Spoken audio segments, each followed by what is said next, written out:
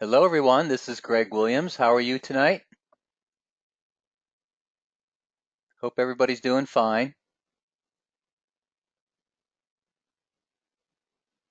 You have them in listen only? Let me, Okay, that's fine, whatever. I'm unmuting them. Folks, I'm unmuting you so you can speak. How's everybody Okay. doing? Hey, how you doing? Good. Good. Whoa! Good. Okay, I'm going to start out with a big apology. The problems you've been having in Blackboard in terms of not being able to post the assignments, that's on me. It's my fault. So I got to go in and make some changes that will allow you to post. And it was funny because I went to training classes, I asked questions, I did help tickets to the IT group and everything, and I thought, okay, I'm doing everything they told me to. Well, I was wrong. There was one little thing that you have to do to create an assignment that allows a student to post something, whether it's upload a file. So I apologize. In the meantime, if you have assignments that you just want to email to me, that would work just fine. Oh, Is that okay? Yeah, that's fine with me. yeah. Okay. Me too. Sorry. Whatever works best. Well, remember I said to everybody last week, I said, all right, we're going with Blackboard Ultra. I'm in virgin territory here with this. I haven't used it before. And because it's a relatively small class, I'll make the splash. Because eventually all of UMBC is going to go to Ultra in about a year or so. So they keep delaying it. So I'm being a brave early adopter, but I don't think it's going to have any major consequences for me. So anyway, I apologize. You can just email your assignments to me until I get that patched up and fixed, okay? Okay. All Okay. right, Sounds good. very good. Okay, so tonight we have a guest speaker, Dr. Stu Weinstein.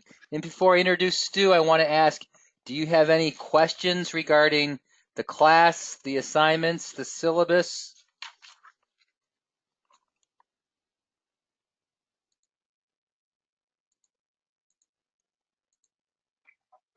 I'm not hearing anything, so I don't have any questions. okay. All right. All right, so no questions on the course, the assignments, the syllabus? This isn't like a speak now or forever hold your peace. So if something comes up later, like tomorrow, you can call me or email me. All right, I'm pretty available. So, don't feel like if you don't say something now, you can never say anything the rest of the course. Um, I do have some courses where I have phone meetings with students, and I'll tell them that they have basically I want to talk with them on the phone at least like once a month. And so the semester, in fall and spring normally has 4 months, like say September through uh, December, for example. And I had a student who said, after the course was over, it's like, well, I had a question, but I already spoke to you 4 times, so I thought I wasn't allowed to speak with you anymore. And I said, no, no, I said, four is a minimum. If you want to talk more than that, that's fine. And they misunderstood. They thought I was like limiting them to their 4 opportunities, and um, I don't know, it didn't work. So yeah, I certainly didn't want to limit them. But anyway, you can contact me as often as you need to, folks. All right. So if there's no questions, what I'm going to do then is I'm going to move on to our wonderful guest speaker, my colleague and friend, Dr. Stu Weinstein.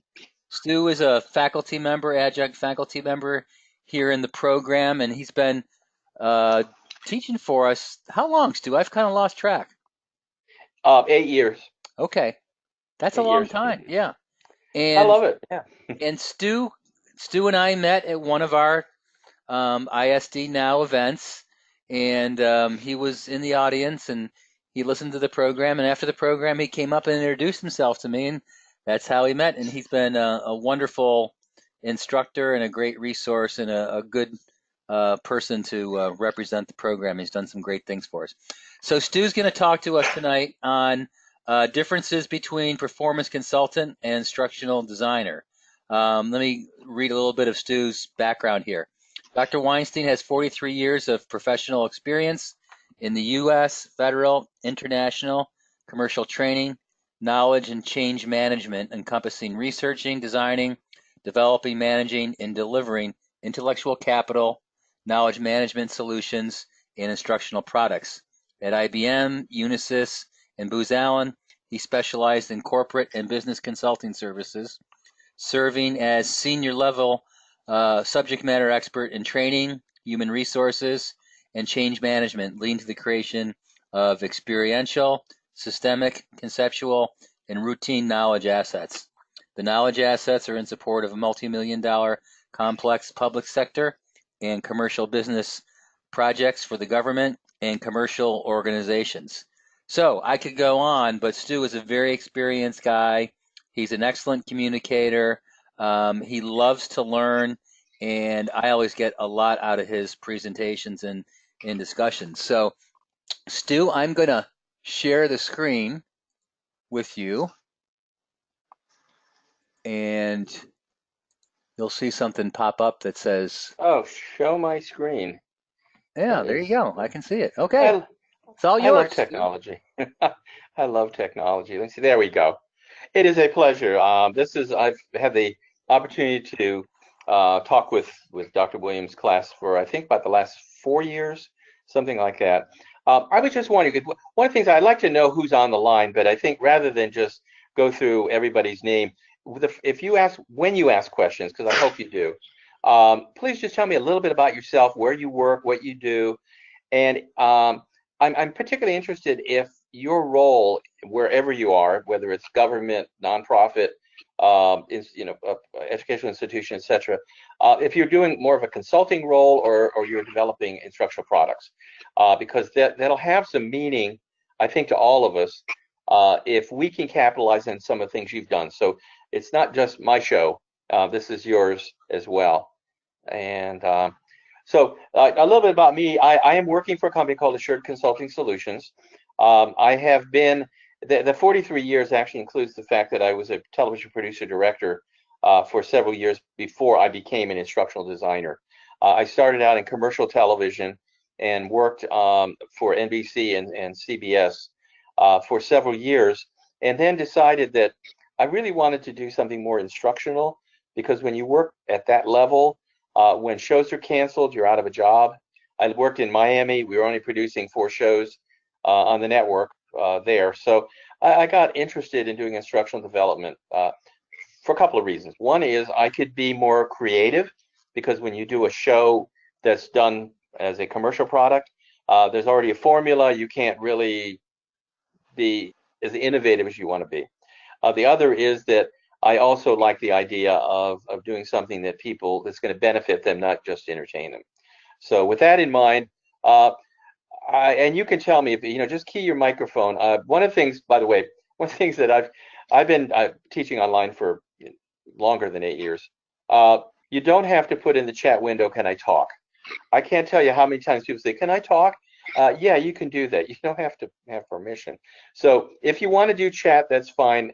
But if you want to just, you're all able to do audio, it'd be better, because then we can actually have a conversation. There's a differentiation. The reason that I'm doing this presentation is a lot of people who go through an ISD program like we, and this is one of the best in the country, let me tell you. I graduated from Florida State University, which created, if you're familiar with the ADDIE model, or anything that's similar to that, which is a systematic model. Robert Gagne was my major professor, if you've heard of Gagne. I've also worked for others, such as M. David Merrill, who's a constructivist. And so what I found is that instructional developers, if you're looking on the right-hand side there, it's very theoretical, if you will, and also maybe to a certain extent, I don't want to say mechanical, but it's replicable. So you have learning objectives. You use an instructional design model, of which there are, I think, popular-wise, is probably like 40 altogether, including the customized ones and the corporate ones. There's probably in excess of 300 or 400. Then you define learning outcomes. So you start out with an analysis, and then a design, and then a development, and then you might field test it, or you might try it out, and then you measure it. So on the right-hand side, that's what we typically do. That's what almost everybody going through this program and the multitude of other programs around the country encounter, which is good. But if you want to grow in this profession, you have to go beyond just understanding how to develop instructional products, whether it's online or computer-based training or classroom-based. By the way, classroom-based is still 59% of all presentations, so it's not dead. But if you want to maybe do print media, books, student guides, instructor guides, those are all part of our profession. By the way, I just thought as a kind of an aside, print is no longer a medium according to most of the current textbooks. It's actually text. So when you think about print, sometimes you have to use like an alternative word because of going, oh yeah, but they still make textbooks? Sure they do. So if you're looking down there, and if you're familiar with Kirkpatrick, the levels 1, 2, 3, and 4, are anybody familiar with that? How to do measurement at the reaction and learning? Yeah. You do? Okay. Okay. Because if you had, some of the other courses, I don't know where you are in the program. And of course, Phillips is really Kirkpatrick with a fifth component, which is return on investment. So that is probably the first model and the only model you might encounter in your instructional design curriculum, which talks about business, because ROI is return on investment. So you're looking at profit and loss and cost of doing things, not just simply go ahead and develop it, and then some project manager is going to make sure that you're within a budget and that you have enough money and they have enough money to make a profit. So we'll get into that later, because I'm going to actually give you some real life examples of how this is all done. And then when you go on the left side, that's really what the differences that I'm talking about here today. Business objectives. If you talk to a CEO, a chief executive officer, or a COO, a chief operating officer, or a CFO, you might hear all of these terms, a chief financial officer, they're going to want to know about cost. They're going to want to know about the benefit of investing in whatever it is you're talking about. They don't care about ISD. They could care less. In fact, one of the first things when I started doing consulting is I used the word behavioral objective. And I'm talking to an executive, and he said, are you saying we misbehave? Because what happens is the word behavior, they're thinking about in terms of schoolhouse, kids not behaving themselves, or even adults not behaving themselves in a meeting. But behavioral, we're really talking about how they perform. What have they learned, and what can they do with what they learned? So my first rule, or my first first recommendation, talk in plain English. Don't say learning objectives, and I don't think they still do it, but it used to be student will be able to, SWABAT. All you want to just say is, by the end of this course, your people will be able to, whatever it is, perform this, demonstrate this, evaluate this. Just talk in plain English, because that's what usually goes over. The instructional strategy is not the same as instructional model. Instructional strategy is, how does what we're doing contribute to the business? More productivity. If you're a commercial person, more sales. If you're not for profit, more help to the public or to whomever. If you're in the military, which also uses all of these models, it's satisfying your mission. You're in the Air Force. What are you doing? And how's this going to help? Key performance indicators are usually what people have on their annual assessment. How you performing? What do we expect you to do? How you doing on it? And then effectiveness, efficiency. That's kind of self-evident. Organizational alignment is, you're a training guy. Why do we need you? Because they always ask, why do we need you? And here's the problem. Everybody, usually at an executive level, has a college education, preferably a master's, and they may have a PhD, but typically they have a master's, and they're thinking, well, there's not much to this training business. You just come in, big smile on your face, know your subject, pile of PowerPoints or maybe other electronic versions of that, So there's not much to it. Well, we all know there's a lot more to it. So you have to actually convince your management that what you're doing contributes to the bottom line, to the money they have invested in you. And keep in mind, when somebody goes to training, they're not being productive. They're not making or billing or creating what it is they were hired for. They're sitting in a classroom or something else. Maybe they're in the field, but nevertheless, they're not actually earning an income for the company in most cases. Now, the next one down there is kind of interesting because what most managers are interested in are return on expectations. I send you to a class. I expect you to be able to do whatever it is you're supposed to be doing. They don't care about the cost in most cases. The people at the top of the corporation or the organization, they're worried about the money. The people who are what we call line managers, they want to make sure that when you went to the class, you're going to come back and you're going to do whatever it is that you were trained on. Now, here's another little tidbit from my experience. If you want the managers to agree with what you're doing, walk them through the class before their employees take the class. That doesn't mean you have to give the manager a class, unless they want it. But you want to tell them what it is that you can expect these people to do. Because what happens is managers who don't know what the class is about get really insecure. And they go, okay, fine, I'm glad you went to the class, let's get back to work.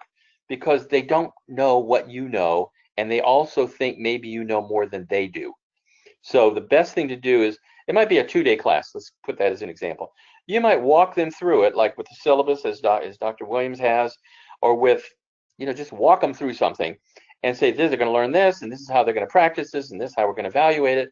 And you do that in like an hour, 2 hours, maybe an hour and a half, not more than that. They're going to go, okay, that's great. And then they don't get nervous when you come back, when the employee comes back.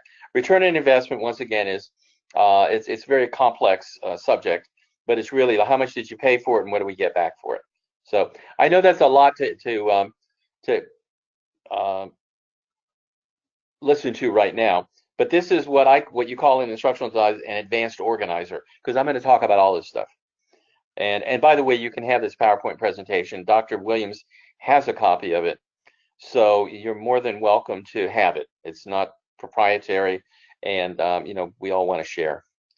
All right, so here's what happens a lot of times when instructional developers try to explain the return on investment or the return on expectations or what it's all about. I open another class I teach on campus, or did teach on campus. And if you look at that, it's kind of funny, but it says a course and then a miracle occurs and then results. Well, you know what? When you do that, you're not gonna get buy-in from your management. So it's kind of a funny little cartoon. But unfortunately, a lot of times instructional developers can't actually define clearly the middle piece there. It's not a miracle occurs. You need to be able to like rehearse what is you're going to say, maybe with a colleague before you present it to an executive, because their time is precious and they also don't know what you're talking about. So you want to make it, as I said, plain English. All right. This is kind of an eye chart, but what I'm getting at here is we typically, and you can see my arrows here, right? Typically, we look at design, development, delivery, and content development and management. So we develop the courses. Somebody teaches it, somebody launches it online.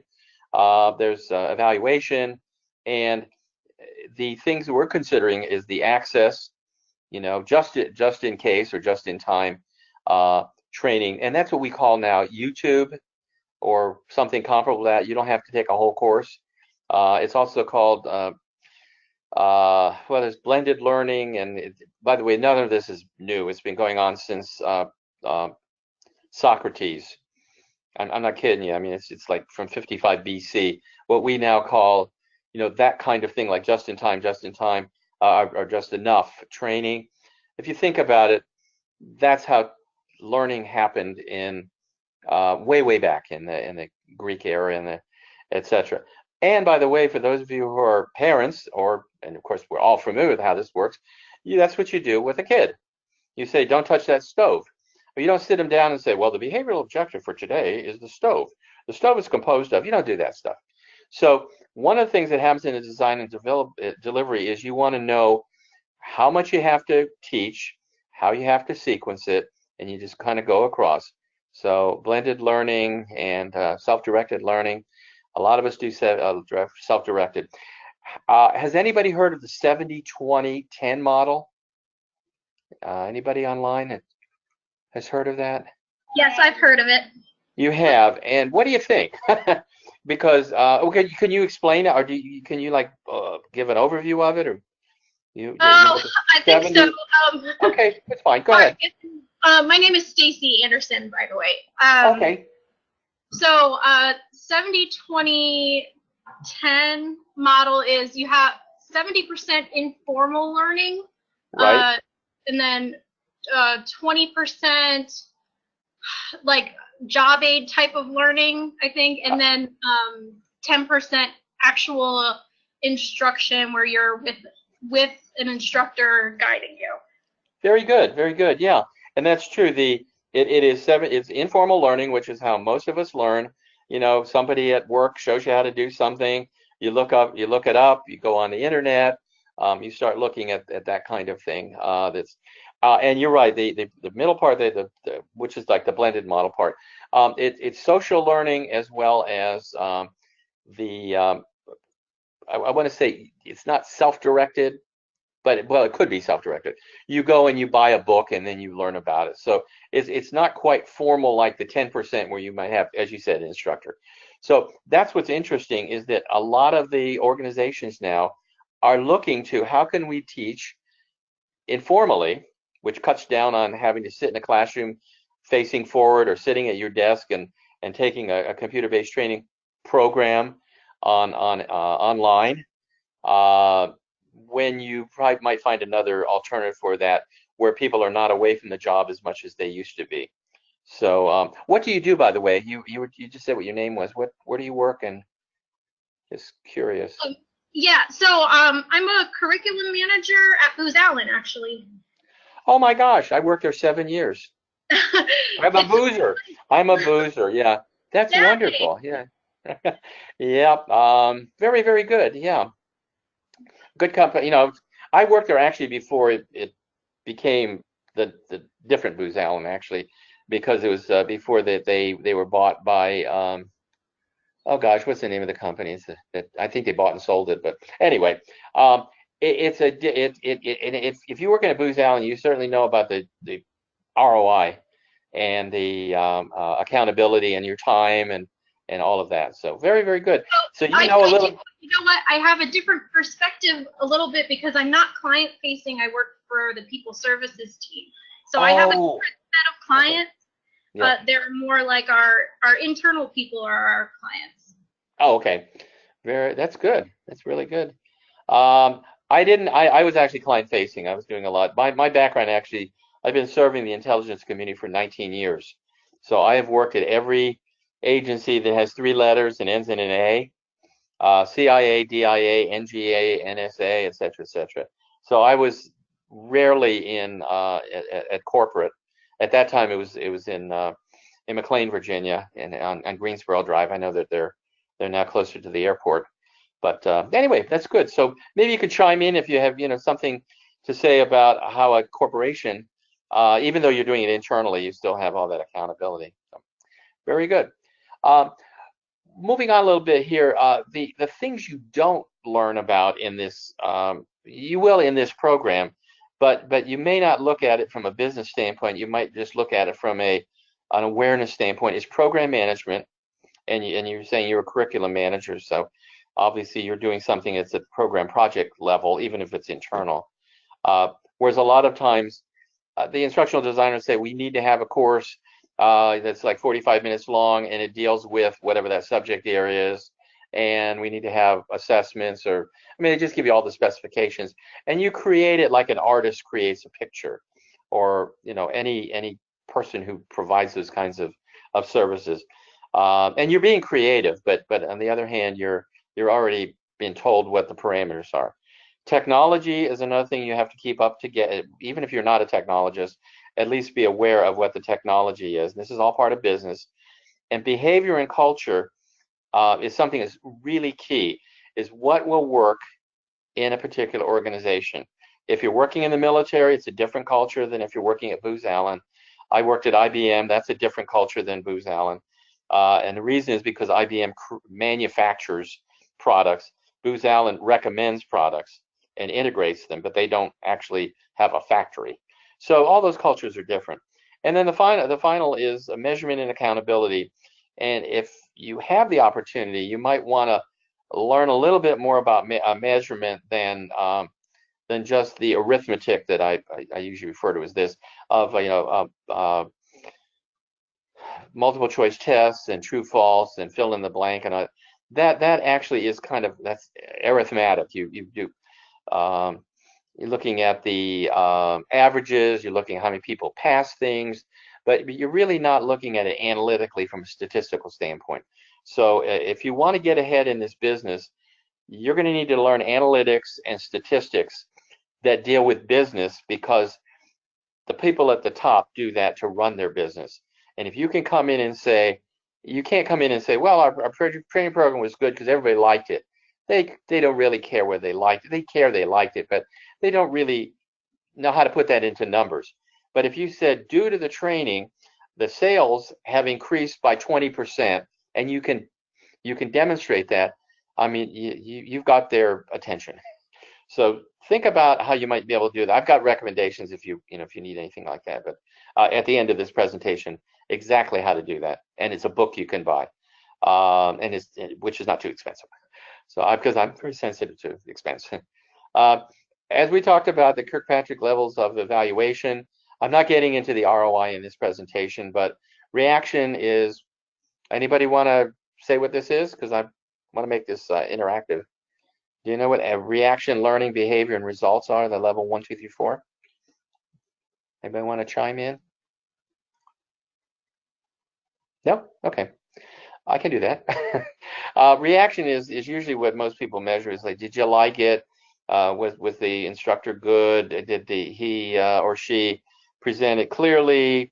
And then they get into some really things that have nothing to do with learning, like, how was the air conditioning? Did you like the food? Were the bathrooms clean? I mean, there's all kinds of stuff people follow. It has nothing to do, and nobody at the top of the food chain in an organization is really that concerned about it, other than if people say, I'm never going to go to that class, and I'm going to tell my friends not to. Learning is what we do. That's what we guys are all good at that. Did they learn? What were the objectives, and did they learn from those objectives, and can they perform?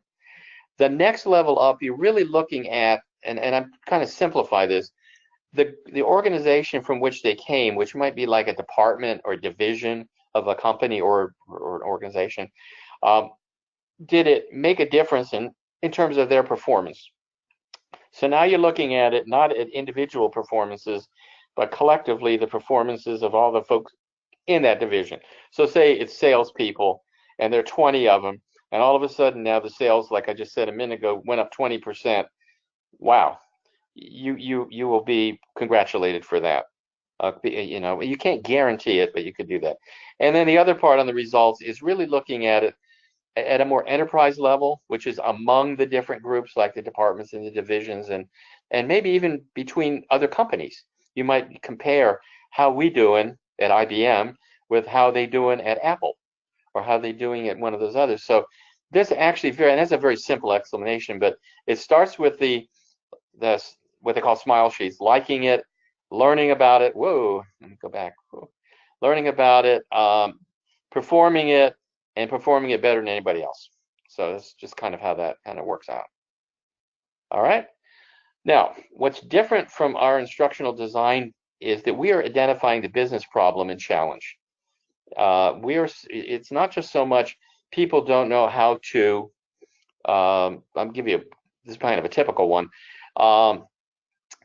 We have a lot of folks who are getting hurt in this factory.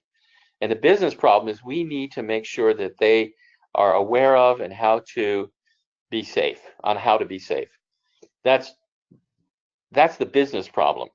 The other is maybe they need to wear protective glasses. That's a business problem. Now what they have to do is when they see something's wrong, they have to report it. They have to know what to do about it. If somebody gets hurt on the job, they have to know how to intercede. That becomes a learning problem. We want to make sure that they can respond appropriately. I know you hear a lot of times people learn CPR. They don't learn it because they know somebody they're going to find on the street or in the organization is going to be hurt, or need it. But they learn it in advance so that they can perform it when it's needed. So think about it in terms of the business problem, because when you frame it that way, you'll get money to do it. If you frame it the other way, they'll go, probably, let's go buy it. Or if they can, maybe they want to buy it. That's fine. But if you want to tailor it, you want to personalize it to that organization, understand what the business leaders are thinking about, not the whistles and bells that you might have in a technology-based learning program.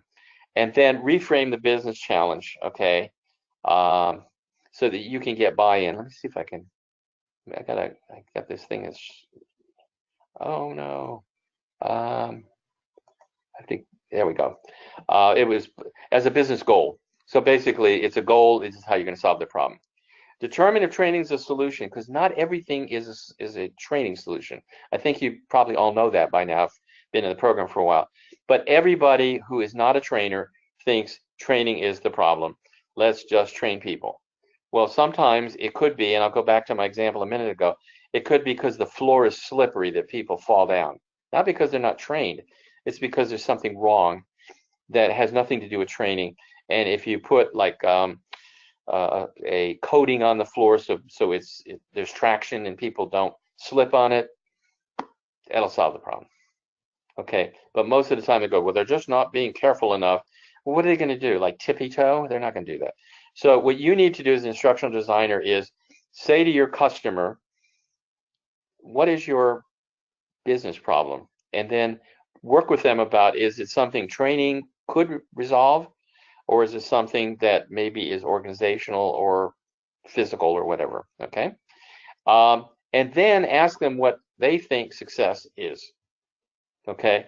It doesn't have to be, they got 80% on a test. That's one way of saying it. But success might be, using my little example there, last year we had 50 accidents on the job. This year we have 5. Whoa, well, that's success, because of the liability. So the next thing is what knowledge is needed to achieve the goal. It's just basically what kind of because there's knowledge, skills, and it used to be knowledge, skills, and attitudes, KSAs, if you're familiar with the KSAs. Knowledge, skills, and attitudes. So knowledge is, something that is tangible and has rules and decisions and all that kind of thing. Skills could be mechanical skills with your hands, and or it could be cognitive skills, being able to analyze, being able to synthesize. You get all this information, then you come up with a new idea. That happens in the field I'm in, which is the intelligence community. Get all these different things that come from satellites and from people and from computers and from telephones, and then you kind of put together a story of what does it all mean. And that's how they caught Osama bin Laden and all those other bad guys, is that they had maybe hundreds of little pieces of information which individually were not valuable, but collectively, when you put them all together and start looking at relationships between people and between, this person flew to this airport and this person met at this hotel, all of a sudden now they get a story. So you're using the knowledge and skills to what they call inform the course objectives and to create them. The reason I don't like the knowledge, skills, and abilities is, to me, knowledge and skills together are abilities.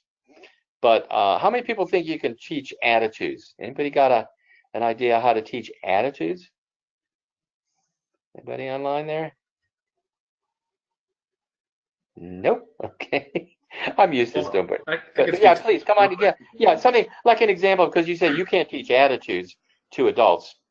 Oh, okay, well, yeah. I was gonna say, because my name is Brad. I'm a 4th grade teacher, and I was gonna say I haven't had practice teaching it to adults, but I've had success teaching it to my students. So I was wondering if there would be either any correlation between the two, or if it's even possible at all to do with adults.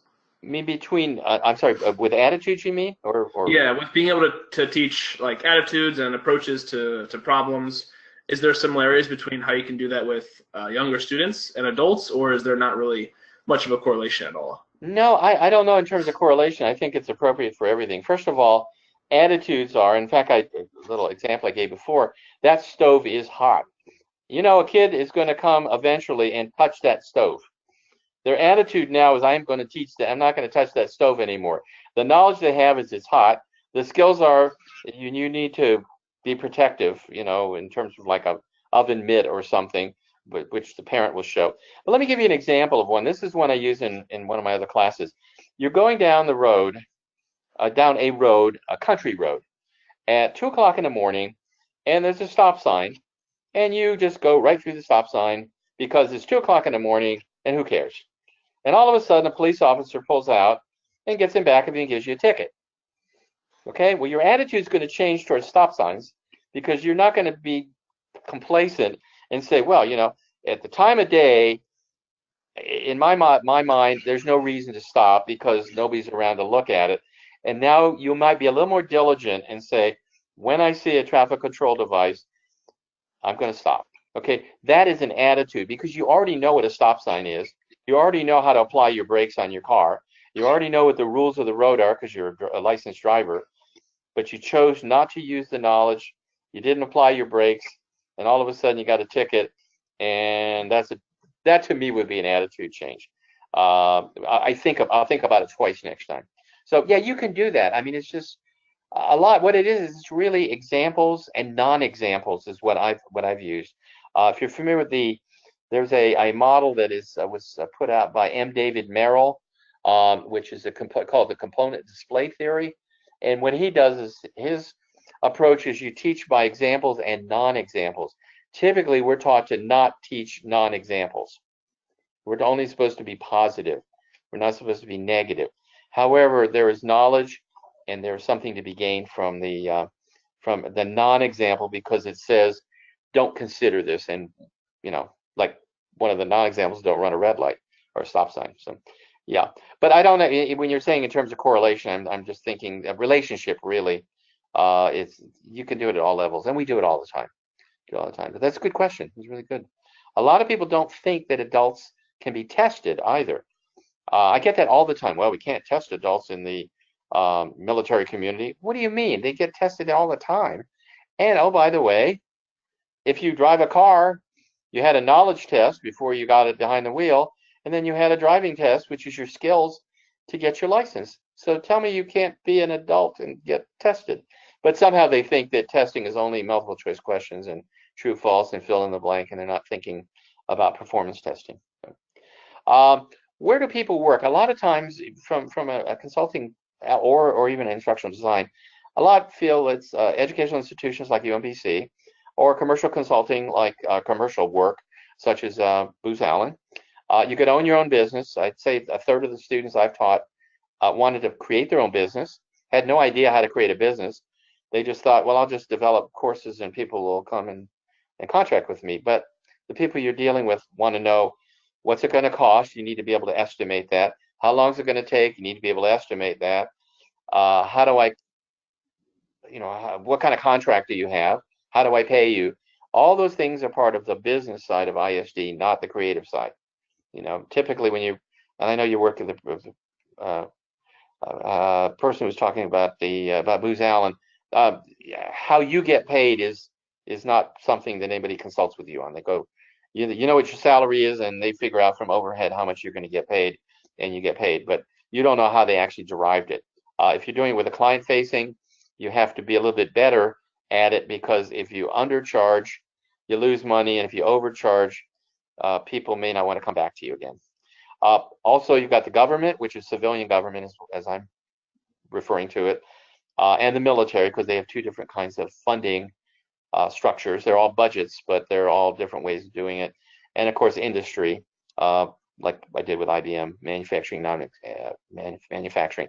So there's a lot of things to do, and I think the top three are what most people think about. most people don't even think about not-for-profit, but one big employer I know in the instructional design world is the American Red Cross, because they have to do so much training.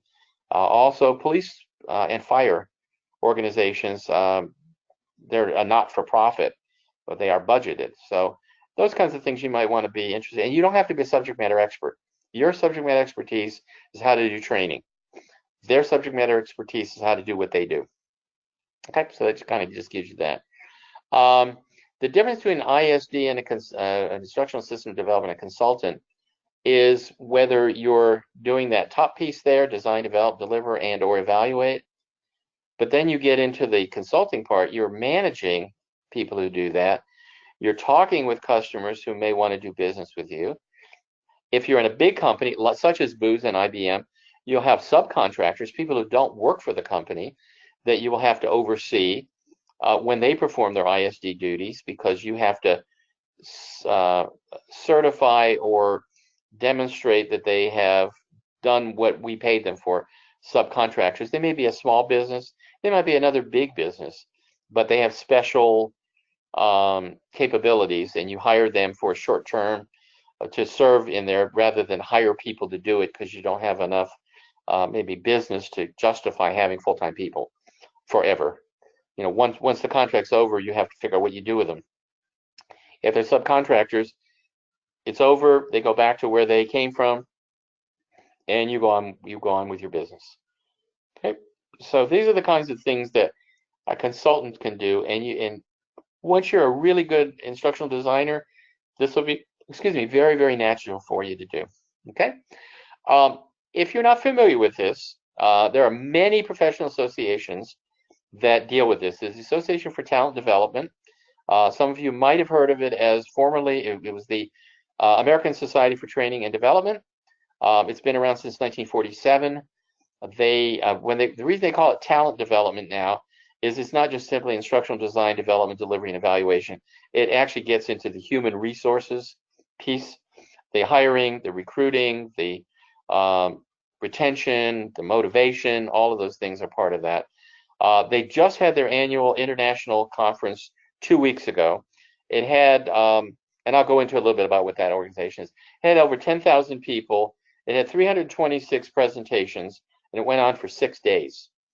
So there isn't anything in that conference that wouldn't touch everything in the business. And I was there for 4 of the 6 days. I've also been a member for 26 years.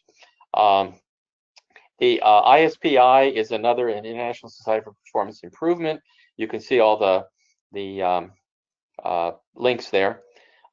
They are getting more into the technology side. It used to be more of the, I want to say, it is performance improvement, but it ended up being human performance technology, not so much technology for human performance. So they've gotten more into the delivery side than just simply the measurement side. SIOP, this is a little bit more technical. It's the Society for Industrial and Organizational Psychology. Those people, and we teach that, by the way, at at UMBC. But IO psychology deals a lot with measurement, statistics, certification, all of the credentialing. So they are they go hand in glove with the talent management and the ISPI folks, but not so much in the teaching and measuring. It's the measuring and results. And so they're very heavy into statistics. They're very heavy. I mean, not just simply the basic statistics. They're talking about, all kinds of things in terms of multiple regression and all these very complex things. But it is also something, if you're interested, if you are into psychology and you're interested in statistics, that would be something to also know about. The United States Distance Learning Association, just what it says there, they are focused on distance learning, and they're talking about instructional design for technology, not the classroom. I'm a member of ATD, I'm a member of ISPI and USDLA. I'm a founding member of USDLA, which has been around for quite a while now. And then there's the Association for Educational Communication and Technology. The ATD up here it deals a lot more with adult education. There's a lot of K through 12, but I would say a lot of the focus there is getting into the professional development area more so than ASTD or AECT, which talks about the design development curriculum for K through 12, community college, etc. There is professional development in that as well. This organization is actually older than ATD. It started as part of a division of the U.S. Department of Education, and then became its own association as it broke away from there. If you're in K through 12, community college, and I would say even to a certain extent the higher education, that's something to look at as well. So you can just click on all of these here. This is a new organization, just kind of started, I don't know, maybe about 10 years ago, or maybe a little less. It's called the Center for Talent Reporting. It does a lot, and it presents a lot of what SIOP does, this one up here, that's a Society for Industrial Organizational Psychology, but not so much in the heavy stats. It's more so much in the business statistics rather than psychological statistics. And I actually am developing a course for UMBC in which the CEO, the founder of CTR, this one down here, used to be the head of Caterpillar University. Now, Caterpillar is that big construction company or construction equipment company. So he is working with me on the development of our course, looking at it from a corporate side. I'm looking at it from a government side, and also from a higher education side. He's been in higher ed, but I've been in it longer than him. So we were just kind of melding all of those ideas. So drilling down a little bit here, ATD, and this you can see I'm kind of, if I was going to pick one, I'd pick this one. They put out what's called a State of the Industry report. You can read this on your own, but they're looking at hundreds of organizations. This report sells for, and no kidding, it really do sell it, $500. If you belong to ATD, it's free. And this is like the bargain of the century here. But it goes into incredible amount of statistics, everything from how much time people spend learning in each of the individual delivery capabilities like classroom, online, computer-based training, removable media such as, it could be thumb drive or if people are still using them, CD-ROM and DVD. But this is really a bargain to get this one report. It's usually somewhere in the area of several hundred pages. Okay, so just thinking about that, and it comes out every year. Just about for 2018, it just came out not too long ago. I think about a month. It usually takes them 4 months to compile the previous year. Very, very well done. Now, here's where the bargain is for you guys. You're all students. If you are a regular member, regular professional member, you would pay $239, and what you get for it is 2 ebooks, 4 what they call training development at work issues. It's what they call a monograph. It has, it's usually like 16 pages or so. That is a single concept. It might be on writing learning objectives, or it might be on something like how to teach a technical skill. So you get 2 books for free. Those books are usually valued at about $29. If they were print books, they'd be $29. If they're ebooks, they're still $29. But the freebie is the download, which you can put on any of the devices you have. The TD at work issues are usually $20. You start adding all this stuff up, okay? A research report typically is between $400 and $500. And a self-paced online course is typically somewhere in the area of $149. You can get all of that and more for $99 as a student.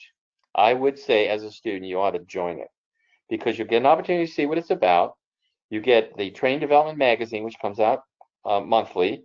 You can look at all the ATD videos. You can look at all the webcasts for free. And when you buy something from them on their store, they actually tell you what the cost was, if you weren't a student member. And I added it up one time just for myself. I'm a regular member, but also I'm in a different category than a regular member.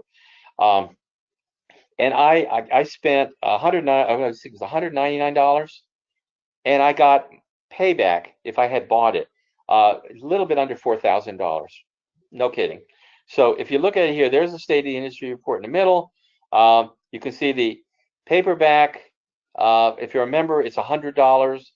If you don't use it as a member benefit, if you want it as a PDF, it's free.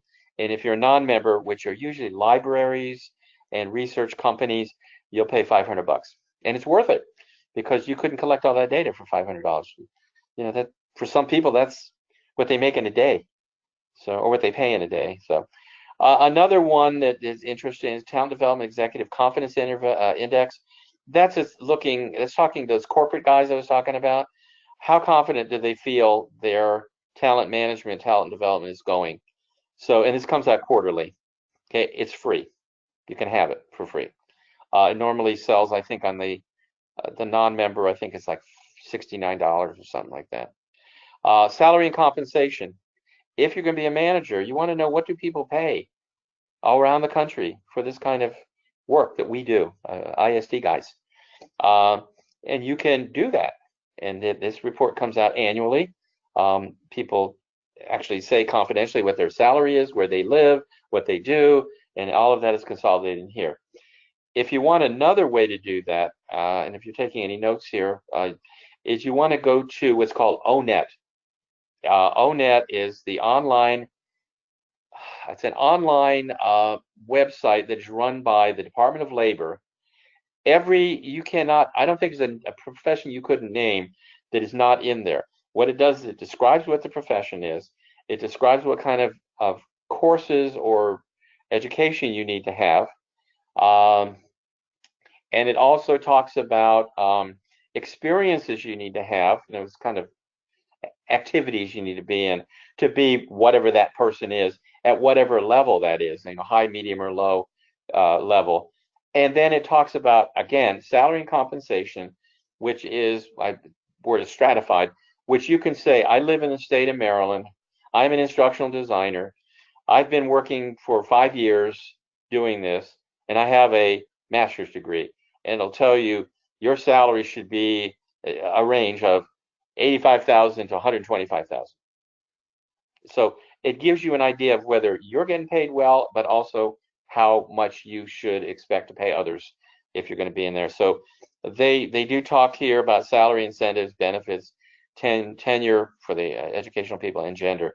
But if you go to ONET, just ONET, the way it actually is written out is O with an ampersand, not ampersand, but with a little star between NET. But if you put ONET, you'll find it. Make sure it's the one that's the Department of Labor. There is a company that's also called the same thing. Excuse me. With regard to ATD, their next international conference is going to be in Denver. They once again anticipate 10,000 people, probably over 400 speakers with 300 sessions. It is the biggest exhibit floor I've ever seen in my life, where they have 400 to 500 exhibitors of everything you'd want: technology, classroom-based instruction, materials, supplies, the whole bit.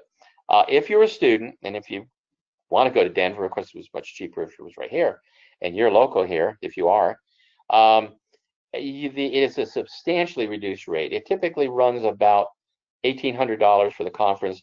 For a student, it's like about $600. So if you work for a company, but you're a student, then sign up as a student and tell your company it's only going to be $600. They'll be delighted. But you can do it. If you work, by the way, if you work for a government, federal, state, or local government, you get the lowest rate for professionals, which typically is about 30% less than the regular professionals. I work for the state of Maryland because I teach at UMBC. So instead of paying $2,100, I paid $1,300 to go to the conference here. And my company paid me the $1,300 because they were, once again, happy with the savings. Pardon me just a sec. There's a lot of free professional magazines, such as Training Magazine, Human Capital Management, is another organization.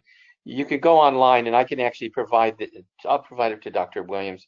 A lot of them, they're all free. You don't have to, all you have to do is just sign up and be affiliated with something. If you're not affiliated with a company right now that perhaps is doing this, then just say you're with UMBC, because you'll qualify. They'll give it to you for free.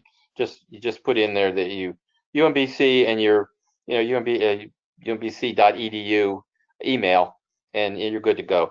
But there's probably about 30 or 40, and you can kind of look at that. What I'm showing down here is called Learning Elite in the lower left-hand corner. That is run by the Chief Learning Officer magazine, which, by the way, is free. You don't have to be a Chief Learning Officer. Let me get some water, excuse me.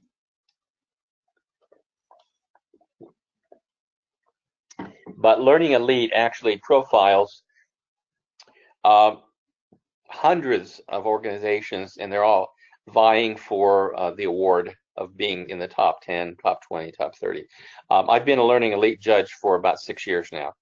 To qualify to be a judge, you just really have to demonstrate that you have experience in the field of maybe like 5 years or so. And I would suggest, if you have that opportunity and can do that, that by adjudicating or reviewing other companies, and these are not like little companies, like the last ones I had was Walgreens, Home Depot, oh gosh, I can't remember all, AT&T. You actually have an opportunity to learn what it is that they do in their learning organization, and then you score it according to the criteria. They give you a rubric, you score it. So, but the report is expensive. It's $500. If you are a judge, you get 40% discount. Now, you don't want to buy it, get your company to buy it. But if you're looking at that, when you're looking at a little bit over $200 and something. Okay. There are training research companies that you need if you're going to be a consultant. These are excellent, and I could just give you the you can, well, when you get this, you can just copy the email, or I'm sorry, the link. But what it does is it follows the ADDIE model, and it also will display how much typically how much time is spent in the analysis phase, in the design phase, in the development phase, the implementation, the whole ADDIE thing. But what I would say is take this and then plug in your own money. Like, how much do you pay your instructional designers? How much do you pay your graphic artists and your programmers, etc.? Don't you, because what Brian Chapman does is he talks about I want to say an average of averages. So don't use those numbers. Those numbers are really not useful, but they are just to show you the ratios. So he has one for this that covers, on the left-hand side, covers instructional, I'm sorry, classroom instruction and all the other areas that we all deal in. The one on the right deals with blended learning, which is your computer-based training, your online and your internet. I don't know if there's newer ones there because it's 2010, 2013. I'm not sure if he's updated it, but don't worry about the date. It's the ratios and it's the coverage that you need to learn about, that on how to. This will help you with pricing, both how long it's going to take and how much it's going to cost. So I would go for that, and you'll see the citation down here in the bottom, and it's free. The only thing that Brian Chapman wants you to do is cite him. Do just like I did here. Just say Chapman B, blah, blah, blah, blah, blah. Give him credit. Don't act like you made it up yourself. And that's all he asks of you. Now, he has a business too, by the way. So he's hoping this will drive to his business, but he doesn't mind giving away the information. And he's very approachable. You can call him up and he'll tell you about things. All right, so the next phase, after you've got how much does it cost, how long is it going to take, then you have to put together a team and how you're going to manage the work. So, and this is an IBM approach here. Got a program manager, so there might be like a bunch of projects under a program manager, 4 or 5 projects. Then there'll be a project manager, and under that there will be somebody on the business side, the contracts, a quality manager to make sure that it's done well, task managers, which are like the pieces of the project that they might be running. Maybe somebody is doing the evaluation, another group is doing the graphics, another group, etc. Say, and then whoops, and then when you get that individual project level, you might have some assistants. It depends how big it is, and those assistants might have other people under them. And you can just see it depends on how big it is. If a project's got 100 people on it, you certainly want to have that kind of approach. If it's only got 20 people, well, not even 20, 10. If it's 10, it's probably just at the top here, not really much, and probably not even a program manager. All right. So that kind of, by the way, interrupt me anytime you want, because Dr. Williams knows I can talk forever. So after you got your project done, after you've got that, who's going to do it, how much is it going to cost, how long is it going to take, et cetera, et cetera. Now you want to make sure you don't have a risk. So you want to plan. Make sure when you start, you know what you're going to be doing. It'll change. You might modify it monthly. You might modify it quarterly. Rarely you never fail to modify it because you learn as you go along. Planning is important. There's lots of ways of doing it. You can do it on paper. You can use, if you have Microsoft Project available. I'm also going to, there's also a new version that a new product that looks like Microsoft Project, which helps you planning the activities and who's going to be on it and how long it's going to take and how much it's going to cost and all that. Microsoft Project sells for around $600. This other product, and I'll provide the information to Dr. Williams as well. As a student, and I'm not kidding you, it works just as well. $59, $59, and it's been around for many years, so it does work. Even if you're not a student, it's $100, versus $600. So you plan, you identify what needs to be done, but what you want to do here is you would identify what may be a problem. Problems typically for us guys is that we don't have subject matter experts available to us, and we have to wait because they have normal jobs. We have to wait for them to be available, which kind of messes up our schedule, because you say, well, I'm going to meet with so-and-so next week, and all of a sudden you find out that they were called away to do something else. So that could delay you a week or 2 weeks or 3 weeks. And meanwhile, you go back to planning and revise your plan. Analysis and mitigation is what are you going to do about the problem. Handling is how do you tell your client what you're going to do about the problem, and then monitor what you're doing. Okay. And then you can just see it just keeps going round and round and round until you are finished with your project or dead. Sometimes you feel like you're going to die because you don't have the control you want.